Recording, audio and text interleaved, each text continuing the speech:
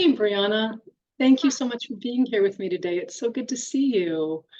Um, so as I shared with you a little bit earlier, over the past 6 years, I have seen so many incredible recoveries, and I never cease to be amazed by what's possible and always inspired by watching people heal and get their lives back. And I wanted to find a way to share that with other people. And so I thought, well, why don't I chat with some of the people that I've been honored to watch heal over the past couple of years?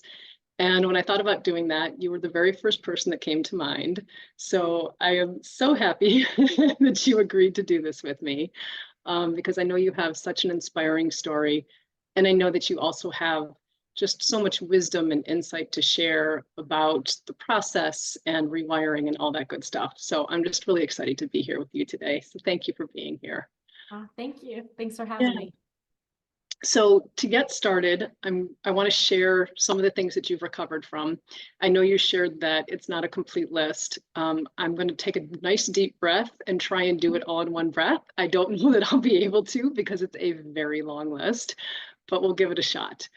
So here are some of the things that Briana has recovered from: multiple chemical sensitivity, chronic fatigue syndrome, chronic pain, Ehlers Danlos syndrome, celiac, many food sensitivities, environmental allergies, mast cell activation syndrome, chronic inflammatory response syndrome or mold illness, electronic hypersensitivity syndrome, complex PTSD, depression, anxiety, suicidal ideation, panic disorder and frequent panic attacks, OCD and pure O, IBS with constipation, ulcerative colitis, asthma, endometriosis, polycystic ovarian syndrome, premenstrual dysmorphic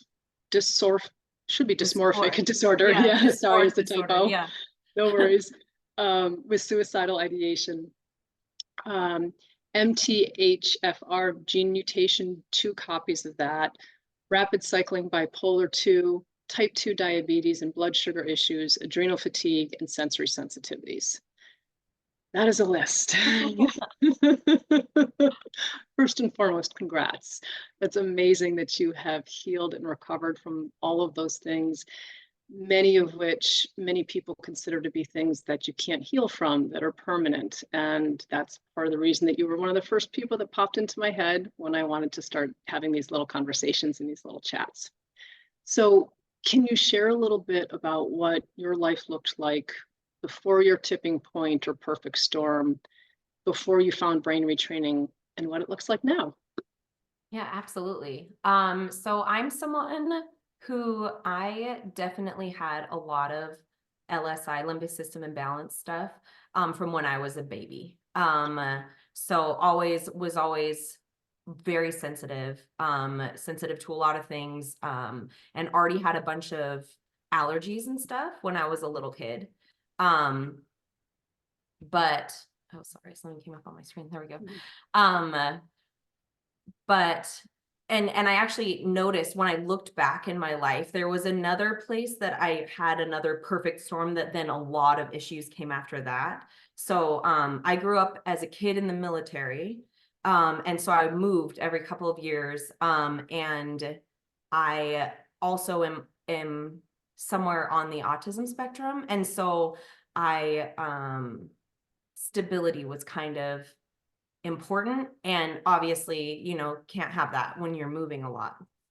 And so it was just, I don't remember really a time ever not having anxiety ever. Like, I started having panic attacks in 2nd grade. That's the first time I remember a full-blown panic attack. And I remember being in bed and thinking I was dying and not knowing what it was, So, and I didn't even have a word for that until I got into therapy in like high school. Like, I didn't understand that that's what that was, but it would just happen, and so, yeah, I had kind of a big perfect storm when I was from like 7th to 8th grade. We moved from Washington to Florida, and I left my best friend and stuff. It was like a big emotional hit to my limbic system. And then I got shingles, which I was so young that the doctors, my dad went in, my dad's a doctor, and he went in and was like, pretty sure she has shingles. And the doctors were like, no, people this age don't get shingles. And then they were like, oh yeah, this is shingles. So it was that, yeah. And then puberty, like all kind of at the same time.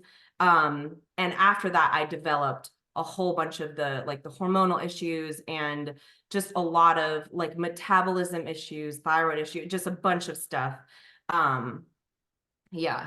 And then from there, like my perfect storm, I then had like a series of, it was kind of my whole life after that point was kind of like moving from one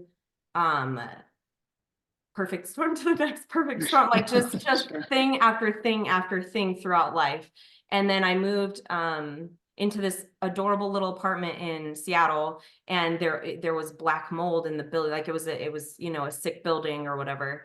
And I didn't know. I lived there for like 3 years, and things really kind of degenerated from there. And during that time, that was when like my spine, like my ribs would just come out like multiple times a week. My neck would go out, like all that stuff. And I've always been hypermobile, but it was like a whole new thing. And every chiropractor that I saw was like, I've never seen someone's neck do this. Like every doctor that I saw, they were like, I've never seen someone. And that was kind of my whole life experience, was getting every side effect of anything. But it really intensified, I would say, after that. And by the time, so from there, I tried every version I tried, and AMA medicine, functional medicine, naturopathy. I tried, the acupuncture, chiropractic, and it was just to like stay afloat, like just to exist in the world. I kept moving from place to place, and different things would be bugging me in each place, or things would be worse. Yeah, and it was just kind of moving from one thing to the next. And then I was also in a relationship with somebody who was disorderly. That's what I would call it. So on a disorderly spectrum, and I don't think he even realized it, and I certainly didn't. But that also had impact there. Sure. And so, yeah, by the time I found DNRS, I mean, I couldn't work. I couldn't even, like, going to stores would like exhaust me for like a whole day. I would get, heart palpitations and stuff just thinking about going into a store or whatever. If anyone was wearing any kind of anything, I would react. I ended up moving home with my parents, because my mom has like a really environmentally clean house, all the floors are wood, all that kind of stuff. And I was even reacting to stuff here. And then, yeah, when I found DNRS, I read Annie's book, and it was hard for me to have hope at that point, because I had done that over and over. And then, but I felt like this, because I was hearing her story, and after so many people had told me I was crazy and that it wasn't possible for me to feel or whatever the things that I said I was feeling. Yeah, yeah. Sorry, I don't remember. Was that the whole question? Well, it brings up so much for me, because I can so relate to so much of what you're saying, of people telling you you're crazy, of being that one person that doctors are going, I've never seen this before. That's not supposed to happen. That's really weird. So I can just relate to so much of that. And like you were saying too, of it seems like it was a lifelong issue that then just snowballed and just kept getting worse and worse and worse. And I can just relate to so much of that. And I know so many people can relate to so much of that. So that was kind of what life was like before you found brain retraining. What does life look like now that you have been, and how long have you been brain retraining for? That's actually a good question. How long have you been doing it for? Okay, so I've been brain retraining for almost 3 years, or like 2.5 years, I guess. And for the past year, like I don't do the full thing, but I feel like with doing rounds and stuff, some of it feels like manifesting the life that I want. Like it's such a beautiful aspect of just who I am as a person now, that I don't know, it doesn't feel like oh, this is something that I have to do or whatever it feels like, why wouldn't I want to keep creating whatever? If I can create a brand new healthy body, I can create anything. And I've watched things that I've done in rounds just happen in my life over and over. So it's hard for me to, anyway, ever want to give it up. But yeah, so now, I mean, I work 2 jobs. I did yoga teacher training, so I'm teaching yoga. I work like evenings at a restaurant, moving all night long, doing stuff that, you know, in the past would have stressed me out. I can go anywhere, any store, anything. I can talk to anyone with sense on. And I try to practice, and this is still me finding balance, I would say, in this. I try to practice environmental awareness with my choices and stuff. And the same with like just food, anything that I consume, the media, anything. I try to practice like just being really conscious of, okay, how much of this do I want? How much of this do I not want? And so that finding that balance, I feel like I'm still working on. But I just flew to Germany to visit my brother this past month, a couple months ago, and I ate everything. Like I had done all these rounds on eating a Berliner, which is like this German donut that, you know, is all the dairy, all the gluten. And it was amazing to actually do it and be like, oh my God, this is better than how I imagined it would be. Yeah. And I just, like my whole life, I had all of this limbic stuff around like fear of failure and not trying things and not, you know, and then relationally, I had so much limbic stuff in relationship where I blocked out healthy friendships and healthy partnerships. And, you know, I was kind of looking to, I guess, reiterate or whatever, some stuff that I had seen or learned, you know, throughout growing up and whoever I was around or whatever. And so, yeah, I feel like every single aspect of my life is completely different. And I now, like, I have my own house. I'm about to get a couple cats. I no longer have any allergies to dogs or cats or anything. Yeah. And it's crazy. It's crazy. And it sounds like, I remember watching some of the videos and being like, there's no way, like there's, you know, like, I'm sorry, somebody scripted this, you know, and it's like, what is possible, what we are capable of, and the lives that we can create for ourselves is just, it's magical. Yeah. Oh, well, I'm having a hard time sitting still because I just want to throw my hands up in the air and celebrate. Because I can remember when you first started retraining and where you were and so many of the things that you shared of where you're at now. I know there was times when you didn't think that was possible and you weren't sure that that was ever going to happen.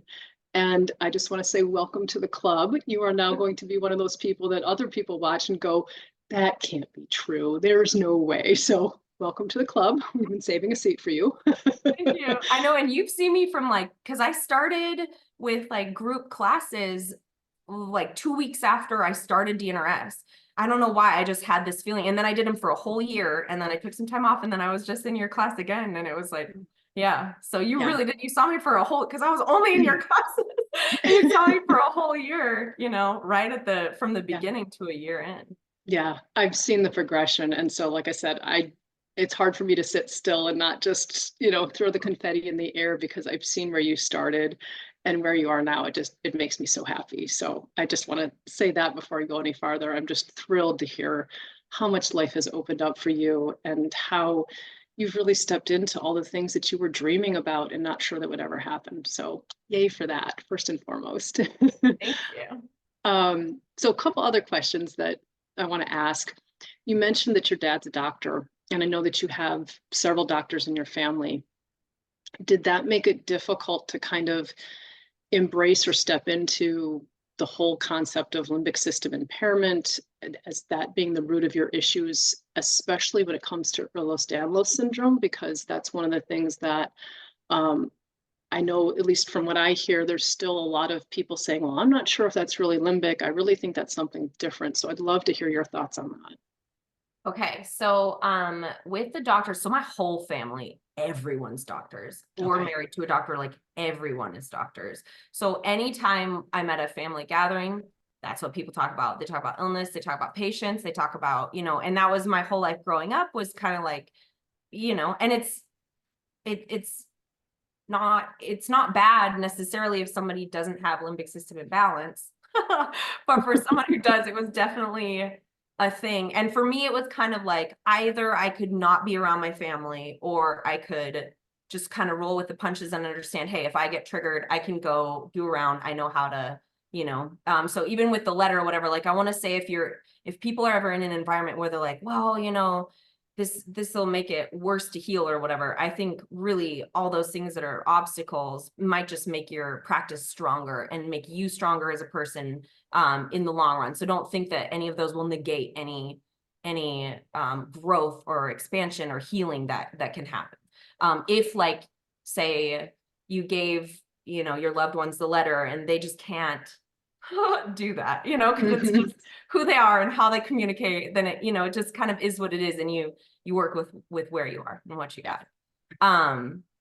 So I mean, I see it as a blessing. I see anything where, like, a lot of those things as a blessing, because it kind of put me in a thing where I wasn't as afraid of being in the world and having people talk about their stuff, because everyone does that. Like, it's just part of reality that people are like, oh man, you know what I'm sick with, you know, it's like part of how people communicate. And so I feel like I was able to develop stuff around that easier. So that part was really good.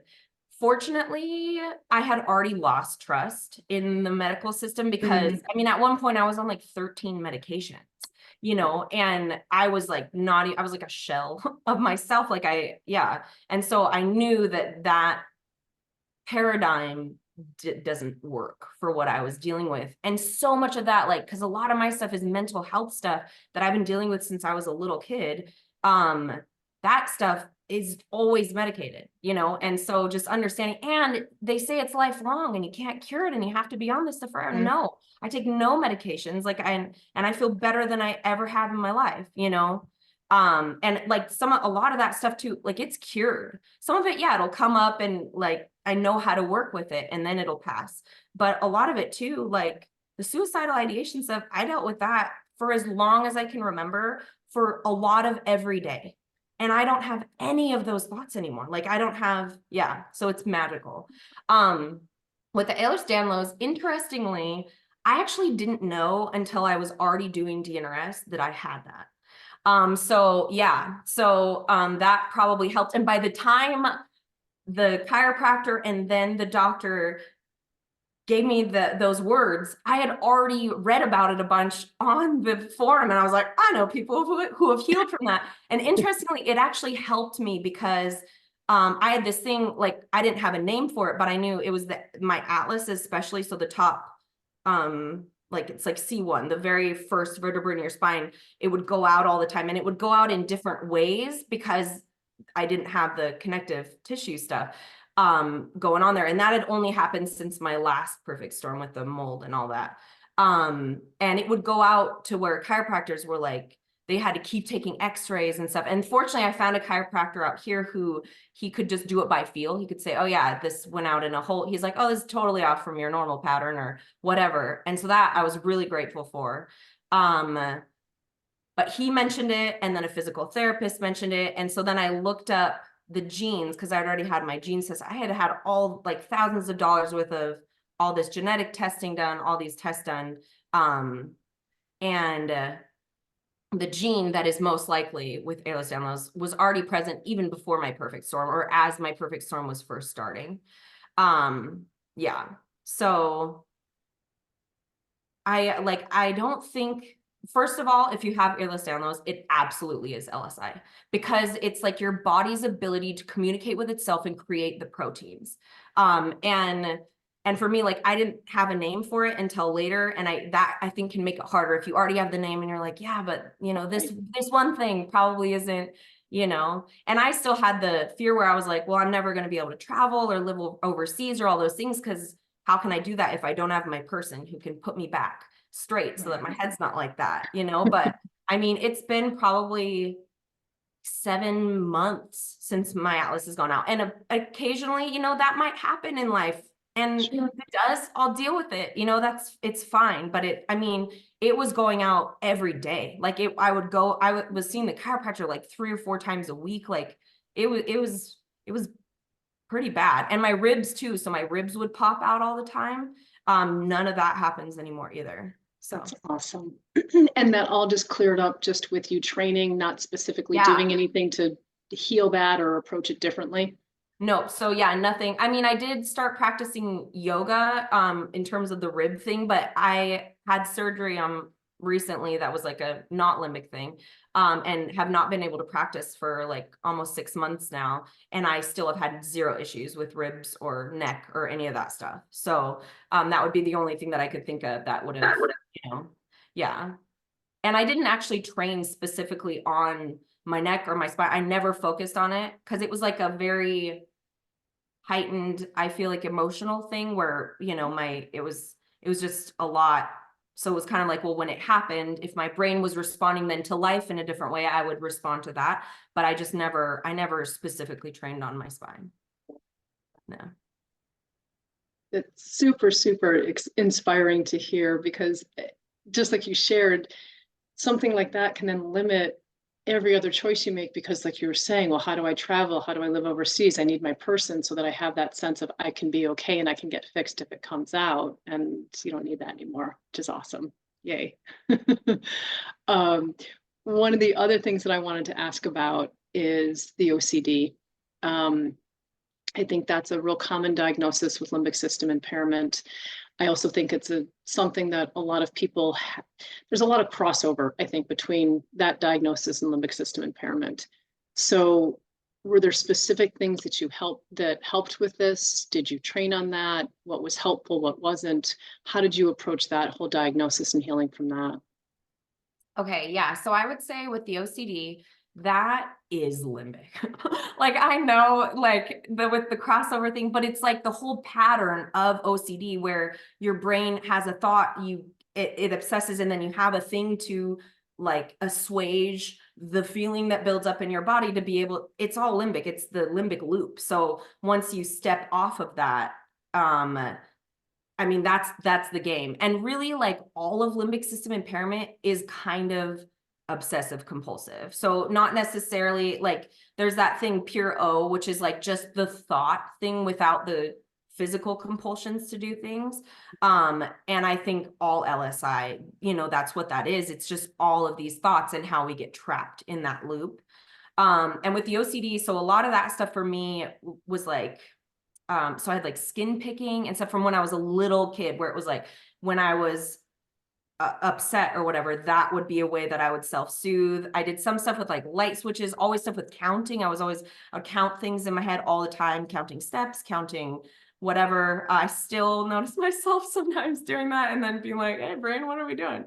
But it's not compulsive anymore. Now it's just like, oh yeah, that's that habit that I used to, but it's not a self-soothing kind of behavior. It's just remnants, I guess. Yep. Yeah. And so with the OCD, I feel like all you have to really do to heal that is work the exact program as it stands, because so much of that is it's stepping off of, oh, this is what I used to do to self-soothe. And some of that could be like, I mean, I had some definite obsessive stuff around researching symptoms, you know, which I think a lot of people do coming into this, because you know, the doctors don't really know and everyone tells you you're crazy. And you're like, I know that stuff is going on with me, you know? And so I think if someone had like specific activities that they did that were kind of compulsive, that were ways that they self-soothe, then maybe if that's something someone felt like, oh, I could train on this specifically. But like for me with the skin picking, so once again, that's something, it's been an issue for as long as I can remember, always been an issue from when I was little. And I don't do it anymore. Or even I would like feel my skin to like check for any, you know, and then I would make up that something was there. And this is from when I was a little kid, you know, and I would just mutilate myself basically. And yeah, all that stuff it just kind of falls away.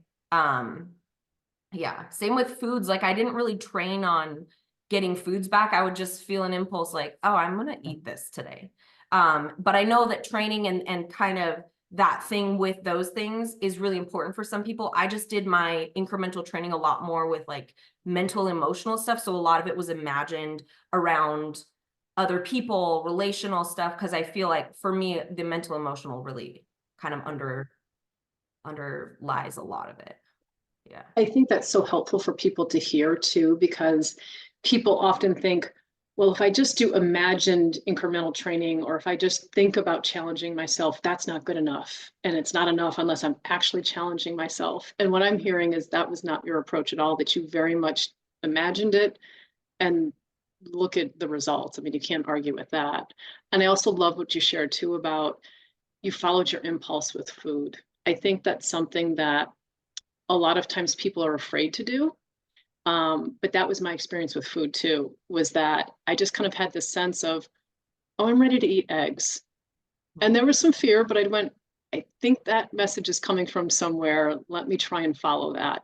And that's how I added in foods, was just kind of following that. Yeah, I think I'm ready.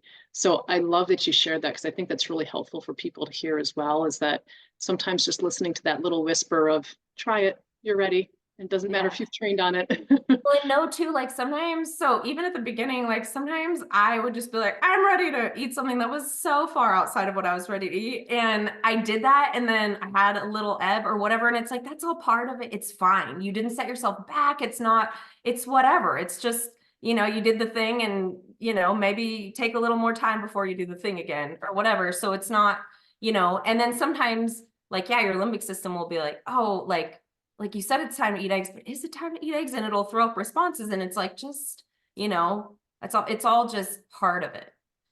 Yeah. It really is.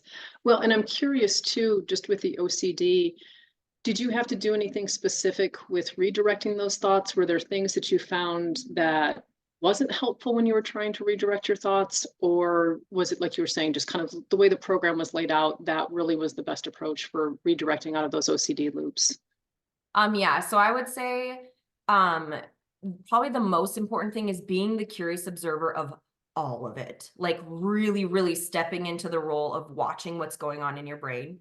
And then also it was really helpful for me, I did this thing where I would insert gratitude. So it was helpful for me to not just like stop the thoughts and redirect even necessarily with a round, but have instant things that eventually my brain would do on its own, so that yeah. And for me, like, especially, so the obsessive thoughts with suicidal ideation, that's something, you know, and it used to like just scare me, where I was like, I know. And I mean, I had times that got to a point where then I behaved in ways that could have, you know, taken me out. And so like, it was important for me to be able to not have that thought loop ruminating the way that it did.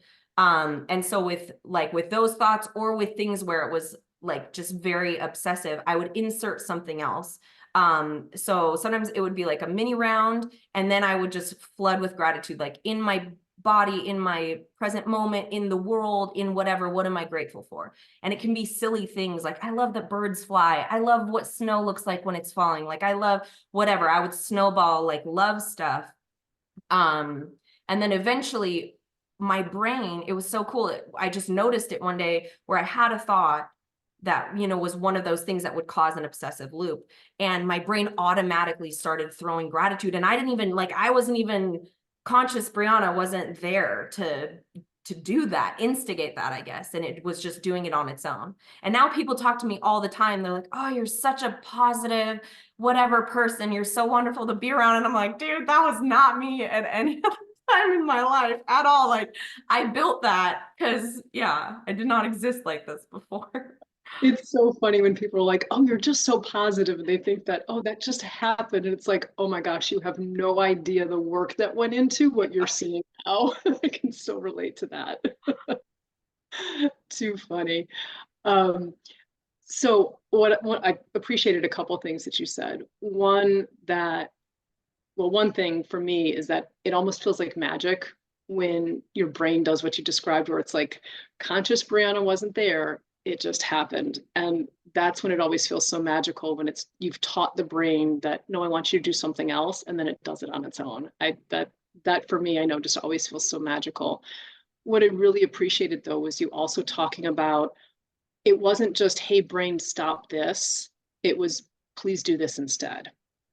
And I think that's really helpful to bring up, that it's not just, no, brain, don't do that. And instead you were saying, hey, I would really like you to do this instead. Let's go to gratitude. Let's go to love. Let's go to the things that we appreciate. So I think that's really helpful for people to hear in stopping some of those loops. It's not just stop, don't do that. It's offering the brain something different instead. So I just want to touch on that because I think that's really wise. One of the other things that you mentioned was, sometimes you eat a little bit of something that you weren't ready for and you go into an ebb. So ebbs, as we both know, are part of the process. It's part of retraining. And it's also one of the things that makes it so hard. What were things that helped you navigate those ebbs? Because I can tell just by the way you talk about it now, where you're like, okay, it's an ebb, no big deal. There's that confidence there. There's that lack of fear there. There's a kind of underlying sense of confidence and safety that this is part of the process and I'm safe even when this is happening. So what helped you get to that place? Because that's a big deal. Yeah, so I would say one of the biggest things with that is not linking the ebb to anything. So it's your brain. It's not what you ate. It's not what you did. It's not what you went out, it's not that you jumped outside of your training zone, it like, don't link it to anything, because then the brain will be like, well, then every time we do that, I'm going to do this, and so it was unhooking that. It was also like, I learned, another retrainer calls it like golden opportunities. And I learned that your brain is the most neuroplastic when it's the most stuck in the old pattern. So the times that you feel the worst, the times that you're the most in an ebb, your brain is the most primed for healing. So I always felt like this is a gift. Like, it's a gift, it was really funny. Like, my dad is someone who I would just get triggered by, and he would just be talking about just stuff like, but I was just easily triggered by him. And so he would say something, I would get triggered. I'd be like, okay, I'm going to go. And I would go do a round, and then I would come back and I would be like, thank you for triggering me, and eventually, as I was getting triggered, he'd be like, you're welcome, which is pretty awesome. And it is like, it's like, I feel like so much of with limbic system, like, we've been trying to control everything in the outer environment to make it okay for us to exist as a human. And just understanding that real power, real control is, no matter what's going on out here, I'm good, and anything can come up, and it's really just an opportunity to understand myself better. And so the more triggered you are, the more you understand yourself, the more you can care for yourself, the more, so those ebbs, like, yeah. I also think that it's important to stay out of kind of the black and white thing of like, this is always going to be this way, because for me, like, it's not like I could remember emotionally that 3 days ago I felt fine, or that I felt good, or whatever, when I was in those really dark spaces. It was like, well, this is how I've always felt forever, and I'm always going to feel this way, and none of this is working, so I think also during that time, it's really valuable to get as much information as you can or about brain retraining. Like, I got all kinds of books from the library, just any kind of positive reinforcement. I would read stuff on with the replacing stuff, because I used to research symptoms. Whenever I would notice a new symptom, I would go on the DNRS forum and I would type in that symptom, and then I would read about other people who had healed it, or other people asking about it, and other people spitballing ideas, so it's like replacing that behavior, and where I used to ruminate and be like, well, I don't feel great, and so I'm just gonna really lean into not feeling great. I would pretend that I felt fine, and then I would just listen to people giving positive things about how plastic we are, about, I loved just looking up Dispenza videos, or just anything with people who have seen the brain change in people and miraculous healing and the stuff that comes from it. Yeah. Oh my gosh, that's fantastic. Super, super helpful. So I love, first of all, that you really changed the whole association you had with ebbs. And it wasn't this, oh no, this is terrible and awful. This is actually an opportunity. The story with your dad is hilarious. I can just picture a man very sheepishly going, you're welcome. I'm not sure what this strange game we're playing is, but you're welcome. And I love what you shared too about the black and white thinking, because I think that's one of the things that's so challenging during ebbs is we fall back into all of those old ways of thinking. And just like you shared, it's so easy to think, I'm going to feel like this forever. This is how I've always felt. It's never going to change. And so knowing that that's part of the pattern, you can then be aware of it and not fall into it. So yeah, and also then what you shared about, okay, let me find things to keep myself inspired, remind myself that this works. Even if I'm not feeling it in this moment, you kind of immersed yourself in the science behind it or other people that were doing it to help kind of keep your head in the game, so to speak, which I think is just really, really smart. So yeah. Well, and just knowing too, like when you start, the ebbs are really long and you get glimpses of the good, but that just it'll keep getting better. And then the ebbs are smaller and then, and eventually, and like life is life, right? Like we're learning all the time. So it's totally fine. Stuff will happen that will get triggered and then we can learn through that. It's awesome. And sometimes some of that stuff will trigger that old feeling and it's fine. It's awesome. It's all good. right. Well, and for me, that just speaks to a much greater capacity and a much greater sense of regulation that I can get triggered. Life does happen because it does, right? I always joke, and I'm sure you've heard me say this a bunch of times, you don't get a cape, you don't turn into a superhero after you've retrained. I can't in my head though. I'm just flying all over. I have a famous tiara that I can imagine myself in. But life happens. Things still trigger some past trauma or trigger some old pathways, whatever language makes sense for you. But, that happens. But there's this underlying sense of resiliency and this underlying sense of, I have the capacity to do this, and beautiful, this isn't a bad thing. I can learn and grow through it. Mm-hmm. And it's just beautiful to hear you sharing that, because again, it just makes me happy to hear that you're in that place. That's so beautiful. So one other thing I wanted to ask was, is there anything that shifted with retraining your brain that you were surprised by? I'm sure you, like most of us, came into brain retraining saying, here's my list that I need to heal. And then often there's these other things that we go, oh my gosh, holy crap, that was related to my brain too. Yeah. Yeah. Okay. So one thing that shocked me was I've always had like a pretty severe allergy to nickel. Like when I was a baby, I was in these like onesies with the snaps and I would get snap shaped rashes, just like always. So always I couldn't wear any earrings with that stuff or whatever. And now like I don't have a nickel allergy, which that's pretty crazy. A lot of stuff that I didn't even know was related to limbic system imbalance in terms of just sensory stuff, how I experience the world. Like I did a lot of rounds where my incremental training would be someone yelling at me or just any kind of like intense emotional stuff from people so that I couldn't get triggered by people anymore.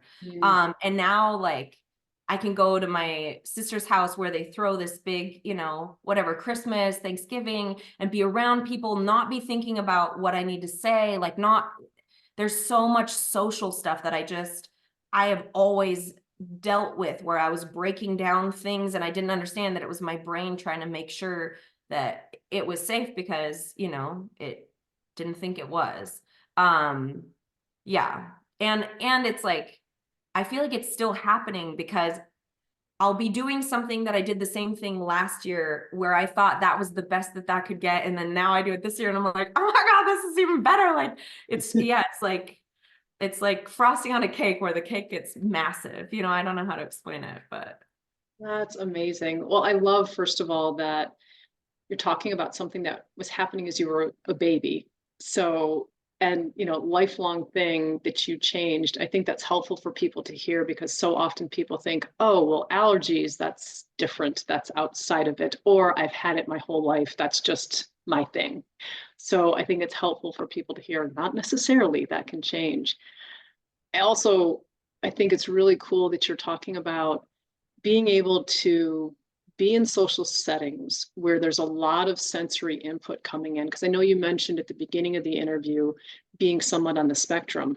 And that from what I know, is typically challenging for someone that's on the spectrum in any way, shape, or form, being in social gatherings where there is a lot of sensory input. So how cool that you've actually changed that. And it sounds like you are not kind of just enduring those gatherings. It sounds like you're actually enjoying them and present, and have gone well beyond just finding safety in it, but have actually found pleasure and enjoyment in those gatherings. Is that true? Does that kind of reflect what your experience is? Absolutely. And like I used to, so interesting, like I would go to somewhere, it was like a concert or whatever, where there were a lot of people, and I would be so drained afterward just because, and even if I wasn't talking to anyone, just being around that many people, that doesn't happen. I'll leave places energized. Same with, definitely with the social situations. And also something that changed is like mood swings. I've always had issues with a lot of highs and lows. And like at one point I was on medication that helped even that out, but then I wasn't even there. Like I wasn't myself, which I think is why a lot of people who have those highs and lows get off the medication. It's not because they don't appreciate not having the highs and lows, but they want to be themselves and not kind of, And so I am now like, I'm so balanced comparatively with that. And so that I feel like with social stuff too is really helpful. And with the allergy thing too, like, so like dairy allergy, when I was little, I had all these seasonal allergies. Like if I walked on grass or whatever, I would break out in full body hives, like crazy stuff. And then once I gave up dairy, those things went away, right? And so now I can eat dairy and I don't get any environmental allergies either. So it's like this whole connected web where it was like, I had this thing where if I didn't do that, then these things were better. But also you don't have to be like, well, that's the one thing that I need to keep because all these things get worse if I do that. No, if you heal the system, then it no longer responds. And then, you can make decisions about what you want to eat, how you want to live from a place of love and not a place of fear. Yeah. And I think that summarizes it so well. Retraining the brain is about getting back to choice. And like you said earlier, it's about getting back to balance, figuring out what that looks like for you. And I think that's an ongoing thing for all of us, trying to find balance and maintain balance, but having that choice and that ability to choose what you want life to look like, not saying, okay, my limbic system is in the driver's seat and deciding what I can and can't have. And so true about, there might be things that if I don't have this or I do have this, then I can control everything. But that doesn't mean that you can't change that. And like you said, if you heal the system, it's amazing how you stop reacting and you stop having all of those reactions to things that might have been going on your entire life. So thank you so much for sharing that. So if you could go back and talk to yourself at the beginning of your rewiring journey, what would you share? Because I know for me and for every client I've ever worked with, you change so much throughout the process and you're just a whole different person than when you start. So what would you share or what would you tell yourself, little pre-retraining Briana? Well, weirdly, like I wouldn't change a thing, like I guess that's something that I would tell myself is like, it's all happening for you. Nothing's happening to you. Everything is happening for you. Even the things inside yourself that you're like, oh, why do I do that? Or even whatever, like it's all happening for you. You're finding belief structures inside of yourself that the entire society we exist in believe in, that you were taught when you were 0 years old, that you, I think maybe even just learn innately from coming in as a human. Like, I don't know, like there's some really deep stuff. It's all happening for you, including the perfect storm, your perfect storm, anything bad that's ever happened to you in your whole life. Like if you can see that stuff was leading you to the point where maybe your only option was to try something that's so outside of what the system says is possible or whatever, understand like all those things were perfect. Like, the moving or the relationship, I wouldn't have any of those things any other way. I would not have lived in a different apartment. I wouldn't change anything. It was all perfect. I feel like that's what I would tell myself. And I can't even begin to recognize the person that I was for my whole life leading up to to DNRS, and it's awesome. Like, it's in such a good way. And the way that people interact with me now and respond to me now and ask me for advice all the time now or whatever, you know, because they're like, well, you're somebody who, you know, and I just was never that person. And so I'm just so grateful. Oh my gosh, what a huge compliment. That how beautiful that people can recognize you have things figured out, and with probably not even having words to put to it, their system can recognize you're regulated. How are you there? I want some of that. What a beautiful, beautiful reflection back to you that people are asking for advice and asking for your input. That's really, really lovely. I love what you shared about this is all happening for me instead of to me, because I think so many of us, obviously, what got us to limbic system impairment was a lot of stuff that was hard and traumatic and, you know, not fun, to say the least. And so it's easy to start to feel like you're kind of beat up by the world, or you're kind of a victim of your circumstances. And I just love that whole way of looking at it differently and saying, this is all happening for me. That just changes the whole way you view not only what's happening in the moment, but also what's happened in the past. I just think that's such a beautiful way to see things. So Well, if you could, oh, sorry. oh, One no. other thing, just really fast.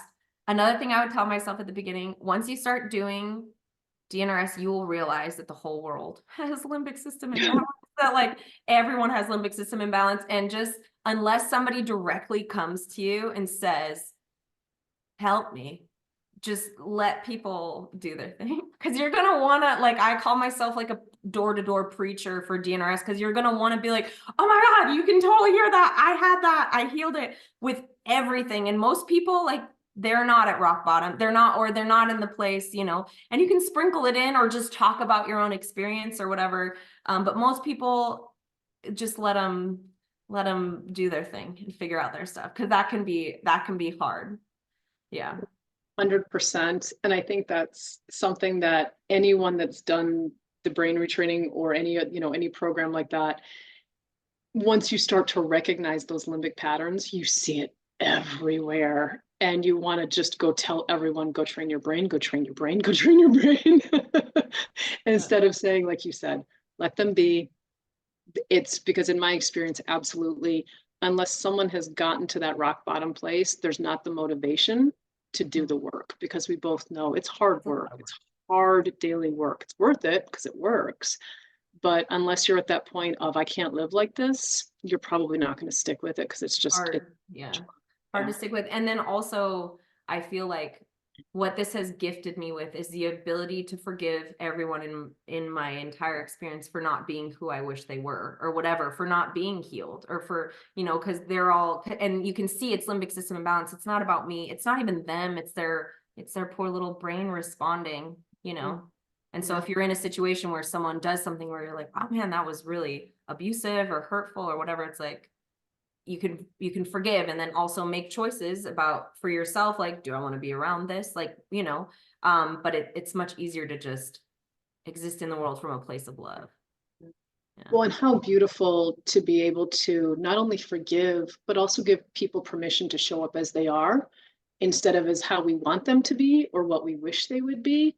What a blessing that is to everyone in your life, because then you can engage with people with an open heart instead of, you're not behaving the way I want you to behave, damn it, change. So if you could share with others that are currently retraining and rewiring their brain and their nervous system, what would you share? Is any words of wisdom or insights that you would share with others that are currently rewiring and maybe a little bit earlier in the journey than you are at this point? Yeah. I mean, the biggest thing is, like, it gets so much better than you think is possible. Like, it gets better than you imagined was possible before you ever had your perfect storm. Like, it gets better than at any other time in your existence, because just who you are, what you're capable of, how you roll with the punches. Yeah, it gets better. And it seems like it's a miracle, but you do the work and it gets better. And then also I would say, there's like this thing, it's like the tipping point of, I think there's this book, Atomic Habits by James Clear, where he talks about, there's like, you know, you'll have this where suddenly things just happen and you're like, oh my gosh, but really it was the work coming up to that made that happen. And so understand, like, no matter, like, even if it feels like nothing is happening, you could be 2 steps away from some drastic shift that happens inside yourself. Like, I've had rounds where I did a round. During the round, I got this invasive memory that I hadn't even remembered before. I like wired through that in my round, and I instantly had a healing of a physical symptom that I had been dealing with for years, like instantly after that one round. And so just knowing, like, that that's possible and that you're working toward that, don't give up hope. Like, the people who are on the forum talking about healing, they're not lying. Even though it seems like I'm not lying. I'm not, you know, nobody's paying me. Like, yeah, it works. Yeah. Well, I think it's so helpful to hear that too, because I think all of us, we hear these amazing stories and these amazing shifts, and we just think, oh, well, that person had an easy recovery, or they didn't have ebbs, or they didn't struggle. And I think it's so helpful for people to hear that everyone has times when it feels like I am working my rear end off and nothing's changing. And then, like you were saying with that, when you referenced Atomic Habits, where it's just like, boom, things shift. And it's remembering that during those times when you're not feeling it and things don't seem like they're changing, they are. You just need to keep showing up, be patient, give it some more time, and then that's when the magic happens. So I think that's really, really helpful to share. Well, thank you so much for being here with me today, Briana. It's always lovely to spend some time with you, and I'm just so happy to be able to share, like I said, some of the inspiring stories that I've heard and the knowledge and the wisdom that you have to share with others. So I really appreciate you taking the time to be here with me today. Thank you so much. Absolutely. And thank you. Like, you honestly, I mean, you were with me for the whole first year. And then again, like, you have been an integral part of my healing. And I'm so grateful. I'm so grateful that, you know, you were the first person that I took a class with. And then I knew I would never take a class with anyone else. Well, thank you. That touches me deeply to hear. And you also know me well enough that I will never take credit for anyone's recovery. I will be a proud member of the team of your recovery, but you were the one showing up and doing the hard work. So I'm just honored to have been part of your team in any way, shape, or form. So thank you for saying that, though. I appreciate it. All right. Well, so good to talk with you. And I will chat with you soon. Take care. You too.